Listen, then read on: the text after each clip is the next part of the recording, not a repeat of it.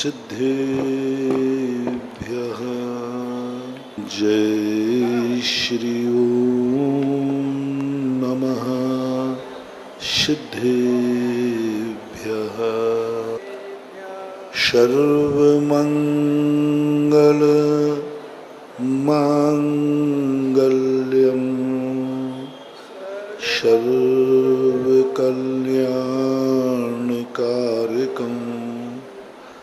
प्रधानं सर्वधर्माणां जैनं जयतु शासनं जैनं जयतु शासनं। पंच परमेष्टि भगवान के आचार्य श्री गुरुवर कुंद कुंद महाराज के आचार्य श्री गुरुवर विद्यासागर महाराज।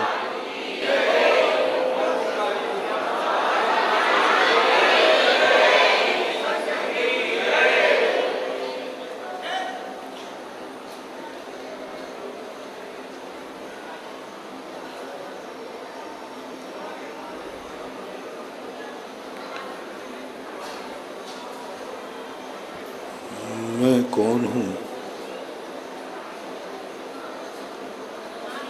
मैं कैसा हूँ, मैं कहाँ हूँ, मैं किनके साथ रह रहा हूँ, किनके साथ कल था। कुछ अलग से अपनी पहचान बनाना है, कुछ इच्छानुसार जिंदगी जीना चाहता है, तो सबसे पहले उसे दो समझना पड़ेगा, त्रियक सामान और ऊर्ध्वता सामान। त्रियक सामान वो कहलाता है हमारे समान दुनिया में और कौन है, ऐसा कौन सी गुण है हमारे अंदर जो सारी दुनिया से मैचिंग करता हो। कोई भी व्यक्ति कोई भी वस्तु मेरे से भिन्न ना हो, ऐसा कोई गुण देखो जो सब में पाया जाता। कोई भी दुनिया की एक भी वस्तु ऐसी ना हो जो तुमसे भिन्न हो। अब ऐसा कौन सा गुण है तुम्हारे पास जो सबके पास, जो सबके पास? ऐसा एक नाम बताओ जो उस नाम में सारी दुनिया आ जाए। एक घड़ी भी आ जाए, माइक भी आ जाए, पेड़ पौधे भी आ जाए, पंडाल भी आ जाए, फर्श भी आ जाए, माइक भी आ जाए, सब आ। एक ऐसा नाम खोजो जिसका एक नाम लेते ही तुमसे पूछा तुम कौन हो, तो ऐसा नाम घोषित करो जिसमें सारी दुनिया कह उठे वही तो मैं हूं। घड़ी भी कहे वही तो मैं हूं, माइक भी कहे वही तो मैं हूं, सारी दुनिया कहे वही तो मैं हूं। ऐसा सबसे पहले हमें एक ऐसा अध्ययन करना है। हम बहुत चतुर्मास की शुरुआत फर्स्ट एड से कर रहे हैं, अभी क्लास में नहीं ले रहा हूँ। पहली क्लास के पहले भी आजकल 2-3 क्लासें और चलने लगी, LKG, UKG, 2 ही, नर्सरी और फिर UKG, नर्सरी पहले, नर्सरी, LKG, UKG, 3 हो गई ना। प्ले 4 क्लासें हो गई। 4 क्लास के बाद फिर पहली क्लास उसको बोलते हैं। तो अब जैसा जमाना है वैसे ही जमाने के अनुसार हमें भी प्रवचन बदलना पड़ेगा। पहले पहली क्लास से ही शुरू होता था, बच्चे का दाखला होता तो बोले कौन सी क्लास में किया, पहली कक्षा में। सीधा डायरेक्ट। अब पहली कक्षा के पहले 4 क्लास और, ये क्या है? यानी पहली कक्षा के लिए भी इतनी बड़ी तैयारी, पहली कक्षा के लिए इतनी बड़ी तैयारी। बहुत बड़ा मनोविज्ञान है। पहली कक्षा पढ़ने के लिए इतनी तैयारी कि वो 4 क्लासें और पढ़ेगा, 4 साल पढ़ेगा। इसका अर्थ है कि 3-4 साल के बाद शुरू हो जाता होगा। पहले कितनी क्लास से होता है? 2.5-3 साल से। अब बच्चा कहाँ तक क्या करे? जो 2.5-3 साल 5 साल तक बच्चे की ग्रोथ बढ़ना थी, बच्चे को फ्री रहना था, उसमें 2.5 साल से ही भय, डर सब भर दिया। मास्टर का डर, स्कूल का डर, नहीं जाए तो मम्मी पापा की डांट। ये विज्ञान पता नहीं कहाँ ले जाएगा इस दुनिया को। जितने जल्दी तुम्हारा दिमाग चालू हो जाएगा, उतने जल्दी तुम्हारा दिमाग खत्म हो जाएगा। आज वृद्ध अवस्था होते होते व्यक्ति डेड हो जाता है, सब तरफ से, शरीर से भी, मन से भी, सब कुछ वेंटिलेटर पर चला जाता है। क्योंकि उसका जिस समय क्रोध होना थी उस समय तो तुमने भार लाद दिया, उस समय तो उसको टेंशन दे दिया, उस समय तो वो स्कूल में डर रहा है और घर से डर रहा है कि नहीं जाऊंगा तो मम्मी डांटेगी, और घर जाकर टेंशन है होमवर्क का। लेकिन क्या करे, जमाना ऐसा आ गया, इसको लौटाया नहीं जा सकता। इसको तो लौटाया नहीं जा सकता, हमारे लिए ही लौटना पड़ेगा। तो अब सरकार और विज्ञान तुम्हें पहली कक्षा में प्रवेश करने के लिए 4 साल पढ़ाती है। इसी प्रकार मैं भी अब आपकी प्ले चालू करें कि सीधा LKG चालू कर दें? चलो कोई बात नहीं, 3 साल हम पुराने 3 चतुर्मास लिए लेते हैं। उनको काउंटिंग कर लेते हैं। अब जिनका जन्म 10 साल में हो गया उनको थोड़ी दिक्कत हो जाएगी, जो पुराने। सबसे शुरुआत हमारी एक ऐसी शुरुआत हो, मोटिवेशन, मनोविज्ञान, साइकोलॉजी। हम शुरू से अपनी पहचान बनाते हैं, शुरू से हम दुनिया से अलग होना चाहते हैं, और दुनिया से तुम अलग होगे, दुनिया तुम्हारी दुश्मन हो जाएगी। दुनिया से तुमने शुरू में अलग होने की बात कर दी, दुनिया दुश्मन हो जाएगी, तुम्हारा कार्य नहीं बनेगा। प्रारंभ में हमें सबसे मिलके चलना है। प्रारंभ में हमें अपना ऐसा मनोविज्ञान बनाना है कि सब मेरे हैं और मैं सबका हूं, मुझे अलग मत मानो। धीरे धीरे अलग करना ना पड़े, अलग हो जाओ। अच्छा पिता, अच्छा बेटा, अच्छा शिष्य, अच्छा गुरु कभी अलग नहीं होता, कभी अलग नहीं करता और अलग हो जाता है। अच्छे घरों की पहचान बता रहा हूं। अलग करता नहीं पिता, कभी अलग नहीं करता, कभी नहीं करता। अच्छा पिता कभी अपने बेटे को अलग कर ही नहीं सकता, और अच्छा पिता अपने बेटों को कभी इकट्ठा रख नहीं सकता। अच्छे पिता का लक्षण अपने बेटों को एक साथ रखेगा नहीं और अलग कभी करेगा, बंटवारा नहीं करेगा। बंटवारा दुश्मनों में होता है, परायों में होता है, अपनों में बंटवारा नहीं होता। जिस घर में माता पिता की संपत्ति बढ़ती है, समझ लेना उस घर के नाश होने का समय आ गया। जितने बड़े बड़े घर होते हैं उनके जब बंटवारे होते हैं तो सब धूल में मिल जाते। जब इकट्ठे थे तब तू बोलती थी, और बंटवारा हुआ तो सब मिट गए, धूल में हो जाते। अच्छे पिताओं को मैं थोड़ा सा अपनी धार्मिक बात कहते समय एक तुम्हें मोटिवेशन दे रहा हूँ। जो पिता हो वे अपनी जिंदगी में एक कला सीख लें, हम अपने बेटों को कभी अलग नहीं करेंगे।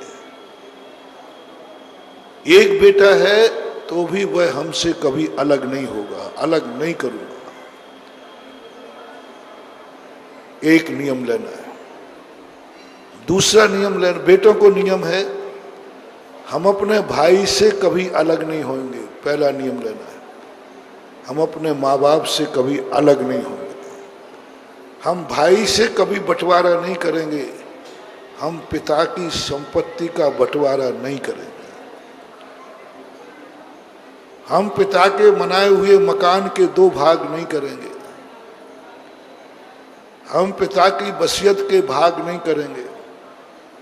हम पिता की संपत्ति को बांटेंगे नहीं। एक तुम्हारे लिए मन में संकल्प करना है, मैं अपने नियरेस्ट जो भक्त हैं, जो पिता बन चुके हैं, जिनके बंटवारे नहीं हुए हैं या जो पिता बनने वाले हैं, उनको पहले सबसे पहले ये कोचिंग करना मेरे से, शास्त्र से, नीतियों से। और ये नियम लेते ही दूसरा नियम लेना, कभी 2 भाइयों को एक साथ नहीं रखना। कभी पिता अपने बेटे को अपने साथ में न रखे, इज्जत चाहता है तो विरोधी बातें हो गई। अलग करना नहीं है और एक साथ रखना नहीं। एक साथ रखना नहीं, उसका तरीका है कि एक पिता अपना व्यापार ऐसा बढ़ाए कि एक का ऑफिस अलग, शुरू से बंटवारा नहीं करना। ये मेरी संपत्ति है, मैंने 2 ऑफिस खोले हैं, एक पर एक बेटा बैठेगा, एक पर ये बैठेगा। दोनों अपने बढ़ाओ और अंत में कह दो मैं जा रहा हूं, अपना अपना संभालो। और जो मेरा हिस्सा है वो क्षेत्रपाल में जाएगा, देवगढ़ में जाएगा। अब तुम्हें तो कोई कमी नहीं, बंटवारा नहीं करना। मकान बनाओ, 2 हिस्से ऐसे बनाओ कि अलग अलग नाम से मत बनाओ। पहले इसे कहो ऐसा क्यों, बोले ये डिजाइन है, तू इधर रहेगा, तू इधर रहेगा। अंत में कह देना ये मकान तेरा है और ये मकान तेरा है। बंटवारा हुए ही नहीं, भाई भाई दोनों भाई भाई बन के रहेंगे। कोई हिस्सा बांट हुए ही नहीं, शुरू से अपना कमा रहा, अपना बैठ रहा। दोनों को अलग अलग। राजा महाराजा सबसे पहले यही करते थे। रामचंद्र जी ने अपने राज्य को बंटवारा, शत्रुघ्न ने कहा मैं अयोध्या का बंटवारा नहीं होने दूंगा। लक्ष्मण ने कहा अयोध्या का बंटवारा नहीं होगा। रामचंद्र जी कहते कि मैं बंटवारा थोड़ी कर रहा हूं। शत्रुघ्न कहता मैं अयोध्या के 2 टुकड़े नहीं होने दूंगा, 2 सिंहासन नहीं होंगे। रामचंद्र जी कहते शत्रुघ्न तू पागल है क्या, मैं पिता की संपत्ति को बंटने दूंगा? लेकिन ये बता भाई, इतना बड़ा राज्य है और भी मेरे विस्तार करने का भाव आया, तू मेरी सहायता करेगा कि नहीं? कि मैं ही सब जगह लड़ता रहूं, मैं ही सब जगह दौड़ता रहूं और मैं ही सारी पंचायतें निपटाता रहूं? कुछ तुम लोग मेरा सहयोग करोगे कि नहीं करोगे? शत्रुघ्न कहते भैया आप तो आराम करो, सारे काम मुझे बताओ। तो देख मेरे लिए बहुत काम है, मैं मथुरा का राज्य तुझे देता हूं, वहां के सारे निपटारे तू कर, ध्वजा तो राम की ही रहेगी। शत्रुघ्न पैर पड़ लिए, भैया बंटवारा करके भी तुमने बंटवारा नहीं किया। तुमने कहा मेरा राज्य बढ़ रहा है, तुम कुछ संभालो के नहीं संभालो, बड़े हो गए। क्या प्रेम, क्या प्रेम। भरत ने, राम ने राज्य दे दिया भरत को, ये मान के दे दिया कि मेरा राज्य है, 14 वर्ष तक तुम इसका संचालन करो। तुम मेरे भाई होकर मेरी सहायता नहीं करोगे क्या? मेरी भाई होकर सहायता नहीं करे? भरत कहता मैं गद्दी पर नहीं, कौन बैठा रहा है तुझे गद्दी पर? गद्दी तो मेरी है, लेकिन मुझे कोई काम पड़ जाए तो क्या तू सहायता नहीं करेगा क्या? 14 वर्ष तक मुझे दूसरा काम है, अयोध्या का राजा राम आदेश देता है 14 वर्ष तक तुम मेरी सहायता करोगे, जाओ अयोध्या को संभालो। राज्य दे दिया और नहीं भी दिया। एक बार आचार्य श्री से हम लोगों ने कहा, आचार्य श्री हम लोगों को आप अलग क्यों कर रहे हैं, अलग विहार क्यों करा रहे हैं, क्या बात है? तो आचार्य श्री ने क्या कहा, मैंने तो कभी अलग नहीं किया। मैंने कि अलग विहार करने का आदेश दे रहे हो? बोले मैं तो नहीं दे रहा हूं। अरे अब भी कहा कि जाओ तुम विहार करो और ये लोग तुम्हारे साथ रहेंगे। 1 मिनट में आचार्य श्री पलट गए, बोले मैंने तो नहीं कहा, मैंने तो अलग विहार करने को नहीं कहा। तो हमने कहा ठीक है फिर नहीं जाते। बोले जाना तो पक्का है। गजब। उस समय मुझे लगा कि मैंने कि आचार्य जी कुछ घुमा रहे हैं, अब बताओ मैं जाऊं तो कैसे जाऊं? आचार्य जी कहे मैंने तो नहीं कहा अलग विहार करने का, और चला जाऊं तो आफत। तो फिर नहीं आदेश हो चुका है, जाना जरूरी है, जाओगे। अब बताओ ऐसे गुरु के चक्कर में पड़ के बताओ दिमाग खराब होगा कि नहीं? जाना जरूरी है, आदेश है, लेकिन मैंने अलग विहार करने को नहीं कहा।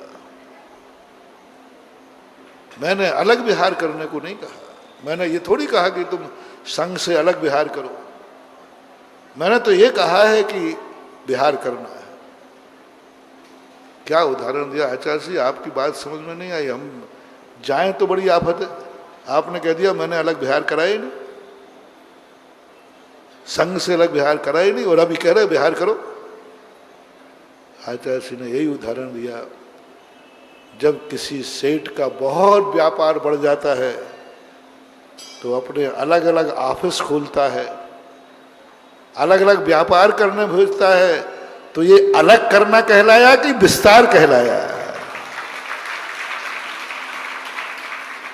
बोलो, एक पिता ने अपने अलग अलग व्यापार को विस्तृत किया और अलग अलग ऑफिस खोला, एक का बॉम्बे, एक का कलकत्ता, एक का। तो आचार्य का बोलो ये अलग करना कहलाया या व्यापार का विस्तार कहलाया?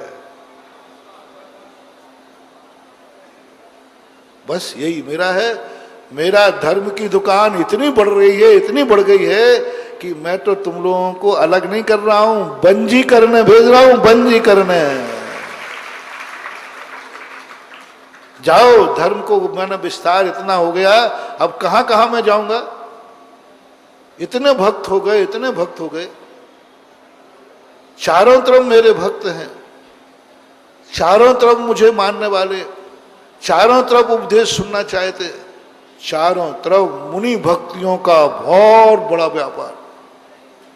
यदि एकायदि नगर मुनि भक्त होता तो मैं निपटा लेता।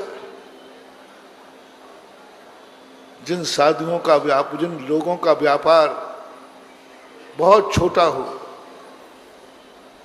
उनके लिए किसी की जरूरत अब हमारे मुनि भक्त कोई एक आध नगर में रह रहे हों तो चलो मैं निपटा लूंगा। अब इस श्रमण संस्कृति का व्यापार सारे भारत के कोने कोने में फैल गया है। गजब। जैसे तुम्हारे टाटा बिरला होते ना, सुई से लेकर के प्लेन तक, कश्मीर से लेकर कन्याकुमारी तक, ऐसा कौन सा प्रांत है जहां टाटा बिरला का कोई ना कोई प्रोडक्शन किसी प्रांत में ना हो? हैं? विदेशों में भी। उसे तुम क्या बोलते हो? उद्योगपति। आज हमारे गुरु महाराज का वो धन का है, धर्म का। आज गुरु महाराज ने जब से दीक्षा ली है, इनकी श्रमण संस्कृति का जो प्रभाव है वो कहां तक पहुंच गया है। आज भगवान महावीर स्वामी के बाद का मुझे पता नहीं, लेकिन 21वीं सदी में 100-150 साल में तो, बल्कि 700-800 साल में तो सबसे ज्यादा दुनिया में किसके भक्त हैं, किसको चाहने वाले हैं, किसको उत्कृष्ट गुरु मानते हैं, किसको सच्चा गुरु मानते हैं, किसका नाम लेने पर गर्व करते हैं, किसका नाम ध्यान में आ जाए तो आनंद आ जाए, किसका आशीर्वाद मिल जाए तो मजा आ जाए, किसका आहार हो जाए तो मजा आ जाए, किसके यहाँ चतुर्मास हो जाए तो मजा आ जाए। सब तरफ से हमारे गुरुदेव जहां चले जाए, कहा कौन सा प्रांत है भारत में जहां जैनी रहते हो और वो आचार्य श्री को नहीं चाहता हो?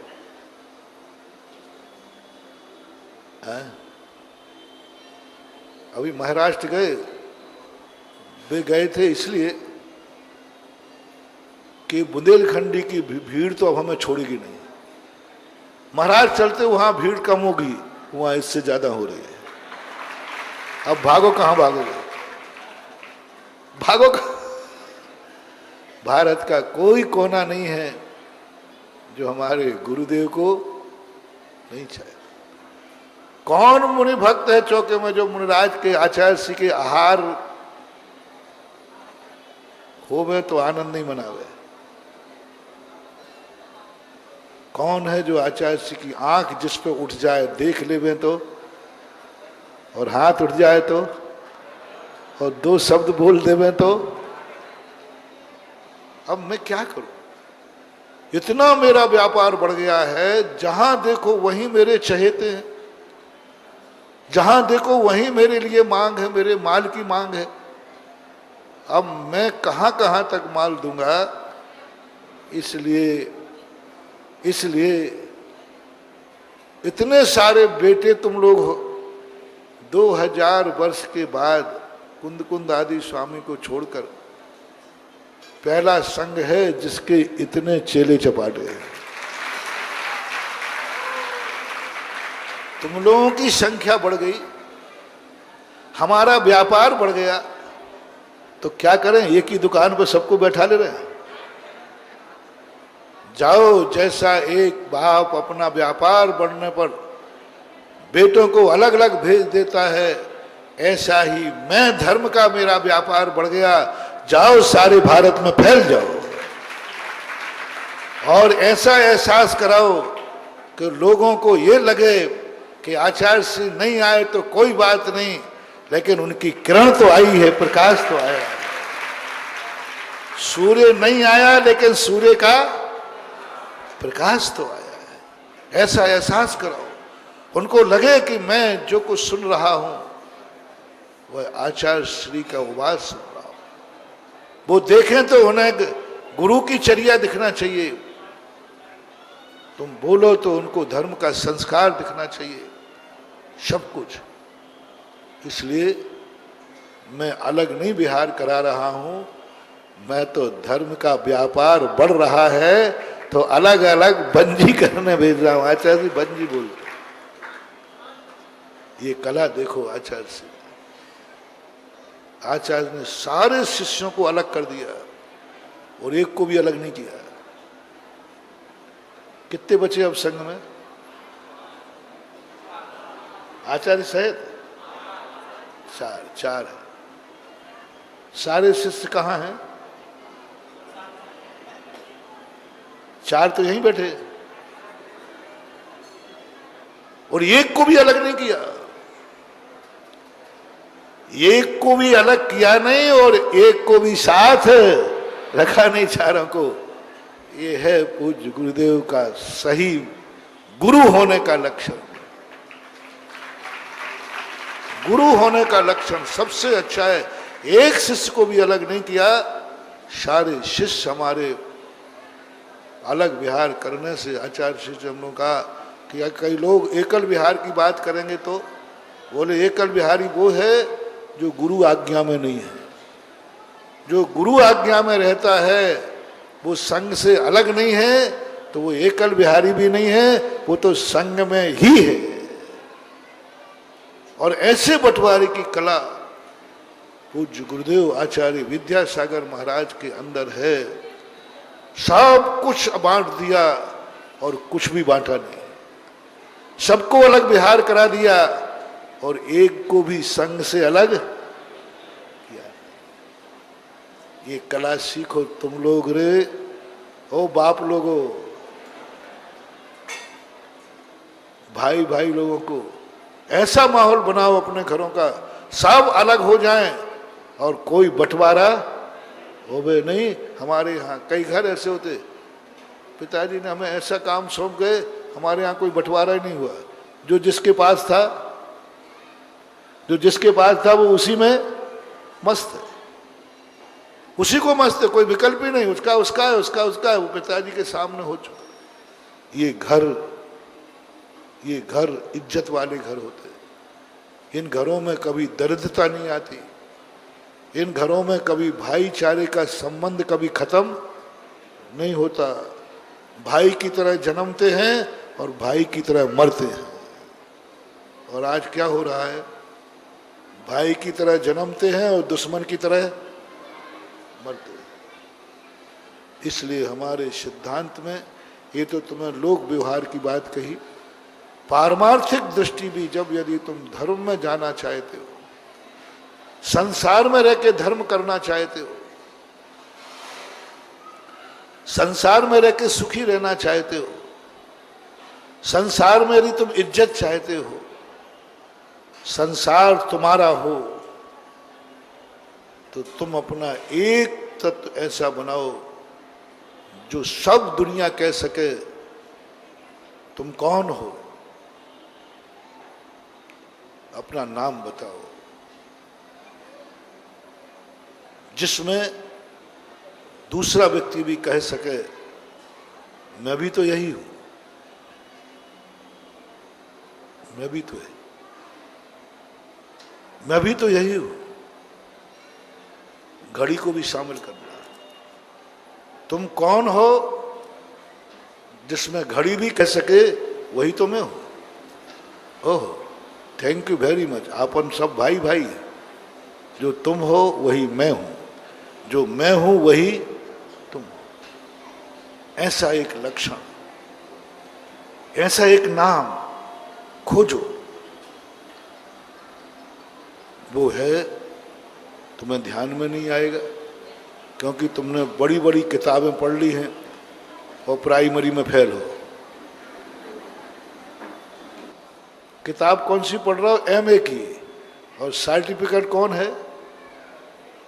सर्टिफिकेट है प्राइमरी फेल का और किताब हाथ में है एमए की। तो अब मैं कह रहा हूं लौट के आ जाओ, वो बड़ी किताब रख दो, क्योंकि किताब पढ़ने से नौकरी नहीं मिलेगी। नौकरी में पहले प्रमाण पत्र देखा जाता है। तुम क्या पढ़ रहे हो ये नहीं देखा जाता, तुमने क्या पढ़ा है ये देखा जाता है। वो सर्टिफिकेट कहाँ है? इसलिए एक शब्द खोजो, जैनाचार्यों ने दिया है, थोड़ा कठिन लगेगा लेकिन सुनना, जिसे कहा द्रव्य दृष्टि। द्रव्य, तुम कौन हो? मैं द्रव्य हूं। ये क्या है? द्रव्य है। पुद्गल क्या है? सारा ब्रह्मांड महासत्ता में समा गया, सारी दुनिया इससे कोई अलग ही नहीं। द्रव्य शब्द है, कोई भी, आकाश, काल, पुद्गल, धर्म, अधर्म, सब मैं द्रव्य हूं। तुम कौन हो? मैं द्रव्य हूं। तुम कौन हो? मैं द्रव्य हूं। घड़ी कौन है? घड़ी कहती मैं द्रव्य हूं, मैं द्रव्य हूं, मैं द्रव्य हूं, मैं द्रव्य हूं। पूरे 3 लोक में क्या, आलोक आकाश में चले जाओ, सब कहेगा तुम द्रव्य हो, तो वही तो मैं हूं। और तुम, जब हम एक हैं, तो अब तुम हमारे हो और हम तुम्हारे हैं। हम तुम्हारे काम आएंगे, तुम हमारे काम आना। एक अखंड अभेद, ऐसा वातावरण फैल जाएगा, दुनिया में कोई तुम्हारा दुश्मन नहीं रहेगा, क्योंकि जो तुम हो वही दुनिया है। इसलिए सबसे पहले उपदेश में भगवान महावीर, गौतम गणधर ने सबसे पहले प्रश्न यही किया, और भगवान ने उपदेश यही दिया, तुम एक त्रियक सामान की तरह अभेद हो जाओ, तुम यह हो, और जो तुम हो वही सामने वाला है, तो वो तुम्हारा कौन है? जो तुम हो, जिस बाप का नाम तुमने लिया है, सामने वाले ने उसी बाप का नाम लिया है, तो तुम दोनों कौन हो? जल्दी बोलो। भाई भाई। बस, पुद्गल भी मेरा भाई, जड़ भी मेरा भाई, धर्म अधर्म आकाश काल सब मेरे भाई हैं, क्योंकि वो भी द्रव्य है और मैं भी द्रव्य हूं। और भाई भाई हैं, तो आप देखना, तुमसे पूछता हूं, तुम्हारा भाई के साथ क्या व्यवहार है? तुम भाई के साथ क्या व्यवहार करोगे? भाई को मिटाने का, बर्बाद करने का, देश भाव का? नहीं। भाई शब्द आते ही हम उसके संकट में उसका काम आएंगे, उसका सहयोग करेंगे। और सामने वाले को भी पता चल गया कि ये मेरा भाई है, तो सब लोग अपने अपने अच्छे भाई की कल्पना करो। भाई तुम्हारे साथ क्या व्यवहार करेगा? क्या व्यवहार करेगा भाई भाई के साथ? पहले तो तुम बताओ, तुम्हें अपने भाई पर, परसों का प्रवचन याद करो, तुम्हारे मन में ऐसा कौन सा विचार है जो दुश्मन को भी पसंद है, जिस पर दुश्मन भी कहेगा ये विचार बहुत अच्छा है? कल बहुत पढ़ो, परसों बहुत बड़ा डिस्कशन किया था। मैं तुमसे पूछता हूं, अपने मन से पूछो कि तुम्हारे मन में यदि कोई आत्मीय जन का पता चल जाए कि ये मेरा आत्मीय जन है, मेरा भाई है, सहोदर है, मेरा है, उसके प्रति आपके मन में क्या क्या विचार आएंगे? शुरुआत करो। क्या क्या विचार आएंगे? कितने अच्छे विचार आएंगे, कितना बुरे विचार आएंगे? कितना गले लगाने का भाव आएगा, कितना उसको थुतकारने का भाव आएगा? जो जो मेरा है उसके प्रति आपका परिणाम क्या है? बहुत बड़ा मोटिवेशन है। 5 मिनट दे दीजिए मुझे मात, सुबह उठ करके, जो जो मेरा है, जो जो मेरा है उसका कभी मैं नाश नहीं करूँगा। जो जो मेरा है उसको कभी दुख नहीं दूंगा। जो जो मेरा है उसके विरुद्ध में मैं कभी नहीं जाऊंगा। जो जो मेरा है उसके दुख में सदा सहयोग देंगे। जो जो मेरा है। अब मेरे शब्द को आप बड़ा करें, बोलो तुम्हारा कौन है जहां मेरा लगता हो? मेरा मन किसका है? चलो बहुत निकट से शुरू करता हूं। मेरा शब्द लगाना, कहां कहां मेरा लगता है। मेला नहीं, मेरा नहीं तो तोतला व्यक्ति बोले मेला। मेरा, सबसे पहले मेरा लगाओ। कहां लगाओगे? ये मन किसका है? मेरा। मेरा कह दिया था। और हमने संकल्प क्या कराया था? जहां जहां मेरा शब्द है उसके साथ हम दुर्व्यवहार नहीं करेंगे, उसके साथ हम गलत व्यवहार नहीं करेंगे, उसके जीवन को मैं बहुत अच्छा करूंगा। मन किसका है? रिपीट करो, सभी लोग रिपीट करो। बस इस मन को कभी गंदा मत करना, क्योंकि मेरा है। क्या कहा भाई? हम दूसरे की नौकरी तो नहीं करा रहे, दूसरे की सफाई करे तो वो क्या कहलाता है आप जानते हो। मैं तो खुद की सफाई करा रहा हूं। अपनों की सफाई करने वाला दूसरों की गंदगी साफ करता है, उसे आप बेहतर बोलते हैं, और अपनों की गंदगी साफ करता है उसे माँ बोलते हैं। माँ किसकी गंदगी साफ करती है? अपनी और अपनों की गंदगी साफ करने वाला गलत आदमी नहीं होता। अपनों और अपनों की गंदगी साफ करने वाला गलत आदमी नहीं होता। पराओं की जो गंदगी साफ करता है उसे आप धोबी कहते हो, उसे XYZ कहते हो। लेकिन जो स्वयं के कपड़े धो रहा हो वो भी धोबी है। तो सबसे पहले धोबन कौन बनेगी? फिर मां बनेगी। अपने की साफ करता है, परायों के कपड़े साफ करता है और उसके बदले मजदूरी लेता है, उसे आप धोबी बोलते हैं। और अपनों के कपड़े साफ करे और कोई मजदूरी नहीं लेता, उसे मां बोलते हैं, उसे धोबन नहीं बोलते। कपड़े दोनों साफ कर रहे, लेकिन यहां क्या कर रहा है? अंतर क्या है देखना। दोनों कपड़े साफ कर रहे हैं, मां भी कर रही है और धोबन भी कर रही है। फर्क कितना है? वो परायों की कर रही है और ये अपनों की कर रही है। स्वयं के कपड़े साफ करना धोबी है। तो इनमें से बताओ जिसने जिंदगी में अपना कोई कपड़ा नहीं धोया हो। रुमाल तो धोया होगा, अरे और कुछ नहीं धोया होता, थोबड़ा तो धोया होगा। तो तुम सबको धोबी मान लो।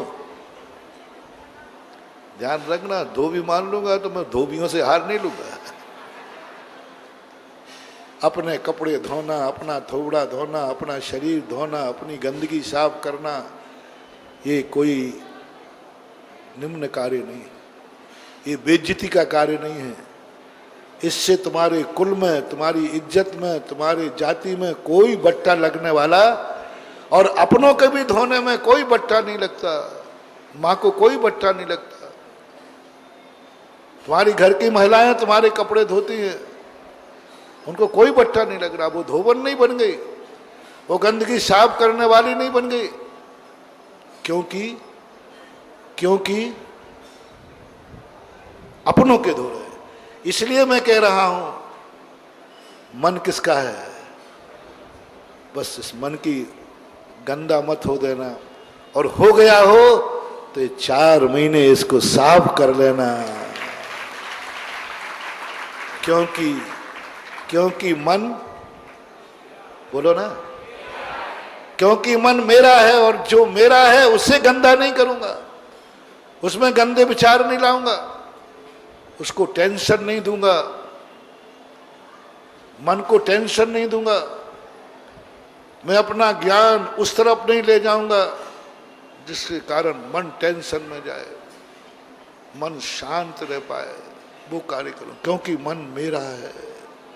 मेरों को दुख देना, मेरों को टेंशन देना, मेरों को अशांति देना, जिस व्यक्ति को एक फार्मूला लो, जिससे तुम्हारा मेरा संबंध है उसको दुख देना, उसको टेंशन देना, उसको परेशान करना, उसको कोई ऐसी वह वस्तु तुम्हारे हाथ से चली जाएगी। अगले भव में, आगे समय में वो तुम्हारा नहीं होगा, क्योंकि तुमने मेरे बना करके दुख दिया।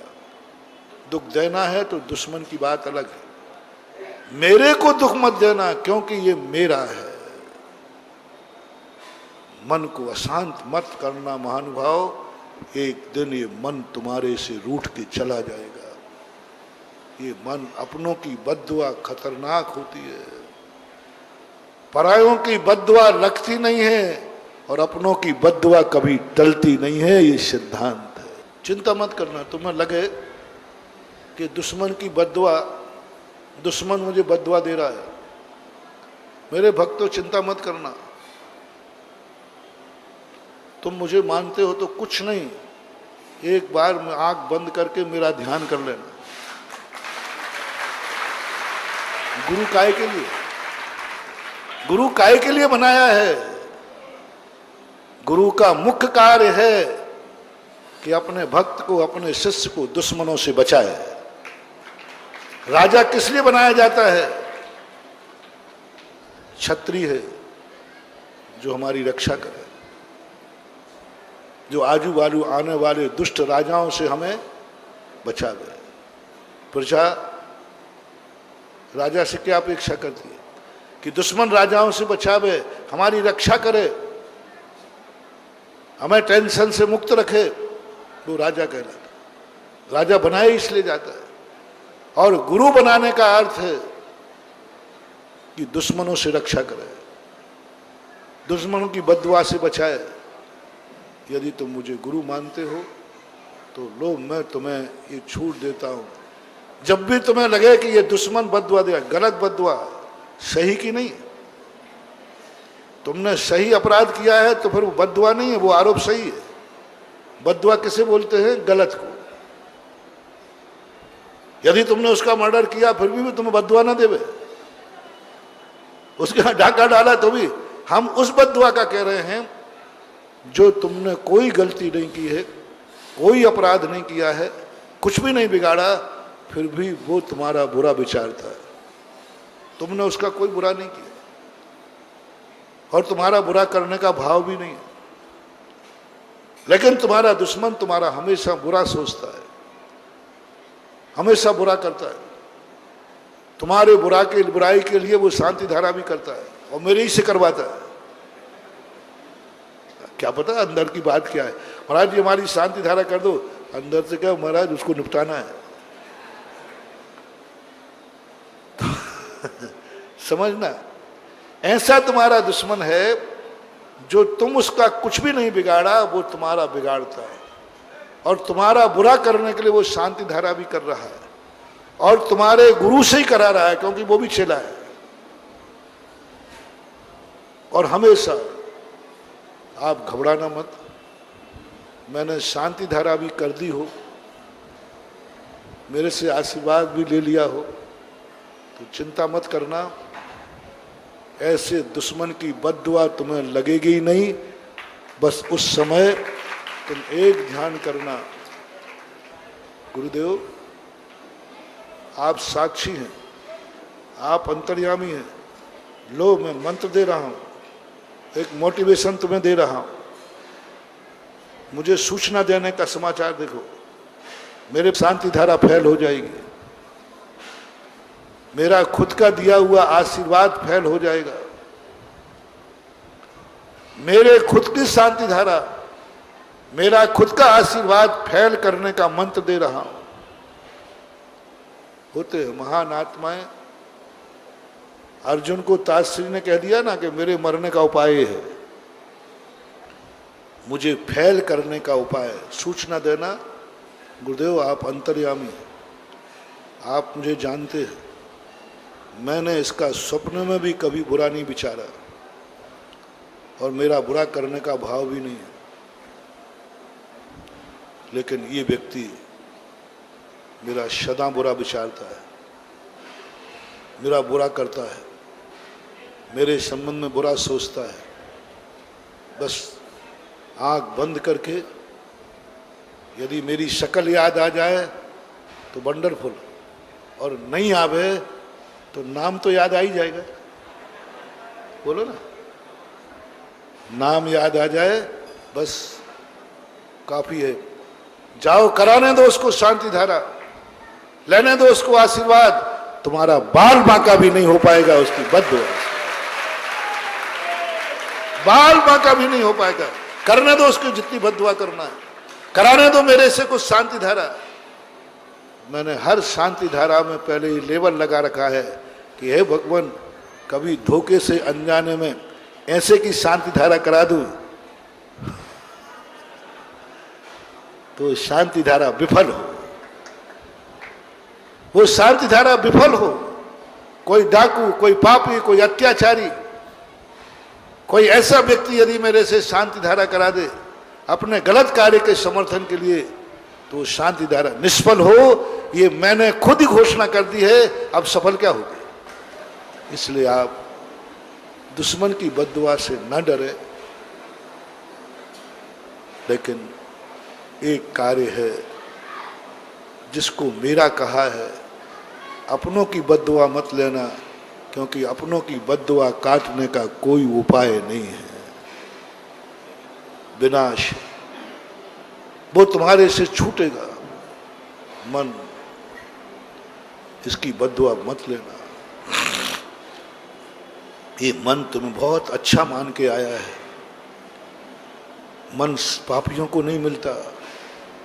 शास्त्रों में लिखा है, संगी पंचेंद्री होना महान पुण्य कर्म का उदय है। महान पुण्य कर्म का उदय।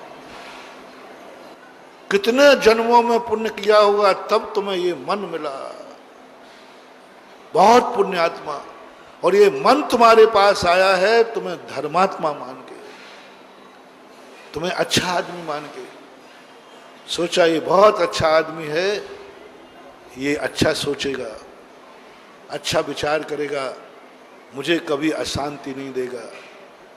महानुभाव, आज नियम करो, मैं मन को कभी टेंशन नहीं दूंगा, मन को कभी अशांत नहीं करूंगा, मन को कभी गंदा नहीं करूंगा, मन में कभी बुरे विचार नहीं लाऊंगा। जाओ, मेरा आशीर्वाद है। ये मन एक दिन तुम्हें मना पर्याय ज्ञानी बना देगा। मना पर्याय ज्ञानी, बस तुम्हें ये देखना, क्योंकि ये मन मेरा है, इसको गंदा नहीं होने दूंगा। कुछ नहीं है बंधु, साधना कुछ नहीं है, ये धर्म कुछ नहीं है। जो कुछ भी तुम धर्म कर रहे हो, ये धर्म नहीं है, धर्म का साधन है। तुम पूजा कर रहे, तुम पाठ कर रहे, तुम अभिषेक कर रहे, ये धर्म नहीं है। ये धर्म के मुनि बनना धर्म नहीं है। क्या कह रहा हूं? मुनि बनना धर्म नहीं है, धर्म तक पहुंचने का उपाय है। सम्यक दर्शन, ज्ञान, चारित्र मोक्ष नहीं है, मोक्ष के मार्ग है। जितने व्रत नियम हैं ये सब साधन है। यदि सारे व्रत नियम करने के बाद भी मन पवित्र नहीं हुआ तो ये सब नियम बेकार है। मन की तरंग मार ले, बस हो गया भजन, आदत बुरी सुधार ले, बस हो गया भजन। करना क्या है?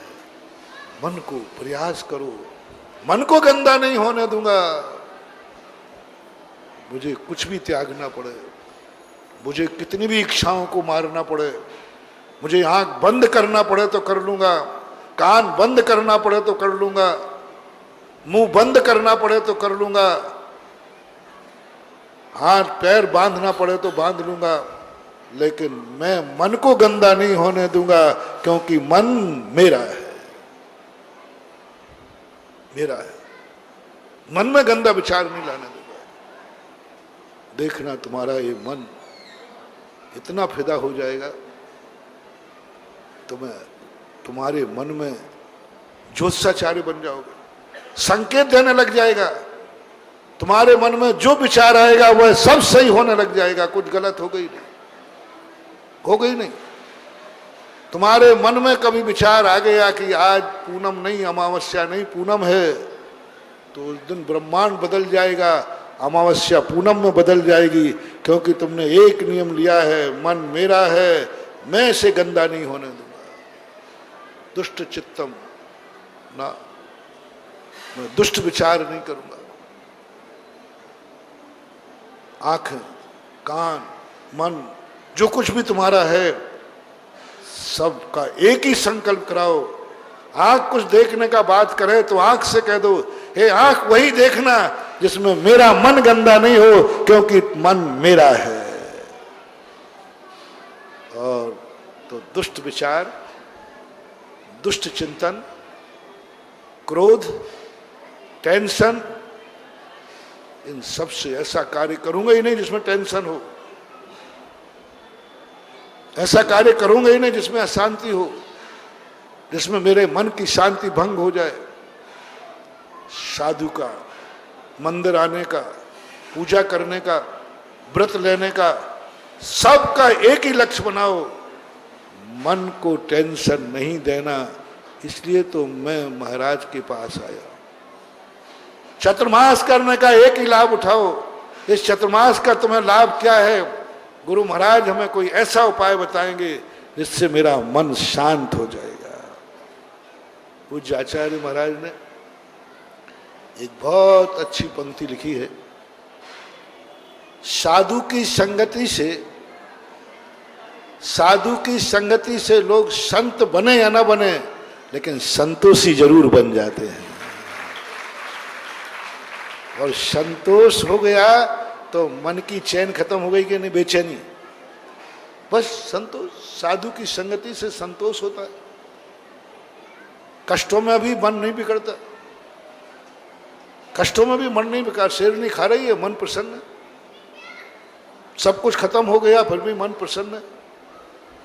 अभाव में भी सद्भाव की अनुभूति होने लग जाती है। कुछ भी नहीं है फिर भी आनंद है,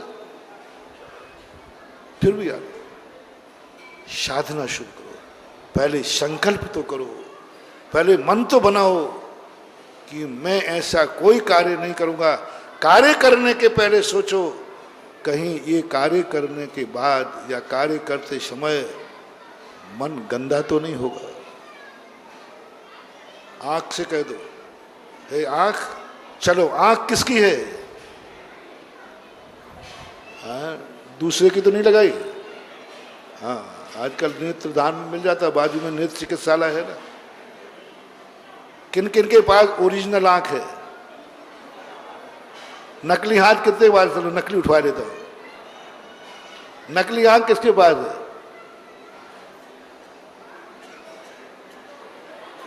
हाँ, मुझे बड़ा गर्व है कि हम ऐसे स्थान पर चतुर्मास कर रहे हैं जहां किसी की नकली आंख नहीं।